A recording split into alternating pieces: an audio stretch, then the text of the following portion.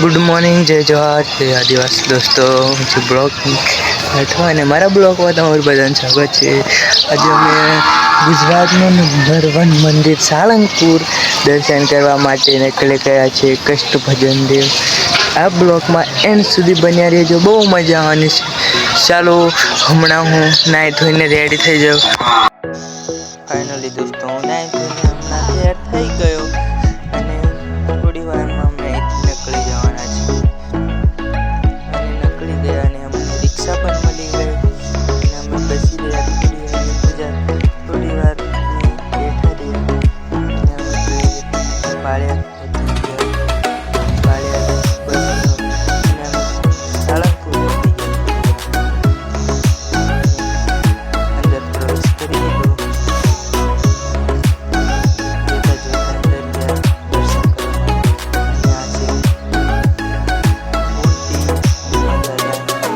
તમે જોઈને જો બહુ ખતરનાક નજારો અને થોડી મોજ કરી અને અમે મંદિર બાજુ દર્શન કરવા માટે નીકળી ગયા. ચાલતા ચાલતા દર્શન કરવા માટે નીકળી ગયા. અહીં તો બહુ લોકો આવ્યા છે ફરવા માટે. હું પહોંચી ગયો શ્રીફળ લેવા માટે અને અહીં તો પબ્લિક બહુ હતી એટલે અમે લઈ લીધા છે શ્રીફળ.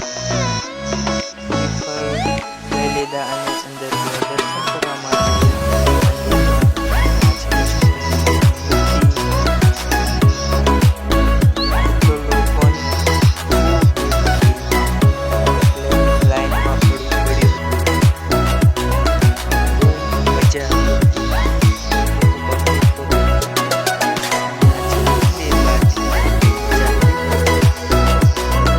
માટે મંદિરની તરફ જઈએ. આ જે હનુમાન દાદાની મૂર્તિ છે એ કાળુમાં નારિયેળ નાખેલું 4 નારિયેળ નીકળે છે. બહુ મંદિર જેવું તો લાગે છે નહીં હવે. આ દેખો અહીં નારિયેળ નાખવાનું અને અહીં તો બહુ પબ્લિક છે અને આ બાજુ નીકળે છે નારિયેળ. દેખો દોસ્તો, અને સબસ્ક્રાઈબ ના કરી હોય તો જલ્દી સબસ્ક્રાઈબ કરી નાખો, શેર કરી નાખો ને એન્ડ સુધી બન્યા રહેજો. દર્શન તો થઈ ગયા ને એટલામાં અમે બીજી મૂર્તિ હતી ત્યાં ગયો અને આ નવી છે મૂર્તિ. અહીં તો નજારો દેખો, આટલી બધી પબ્લિક છે, ભીડ છે અને બહુ મજા આવે છે અહીં ફરવા માટે. આ દેખો આટલો મસ્ત નજારો, ચારે બાજુ લોકો ને આ કંઈક સિસ્ટમ છે અને અમે પહોંચી ગયા ચા પીવા માટે અને હું લઈ લીધી ચા. અહીં તો કપ ભરાઈ રહ્યો છે અને ચા હું પી લીધી. આ દેખો ચા.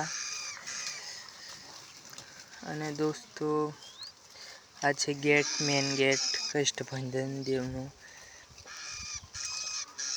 અને આ બ્લોગ પૂરો થઈ ગયો. બીજા બ્લોગમાં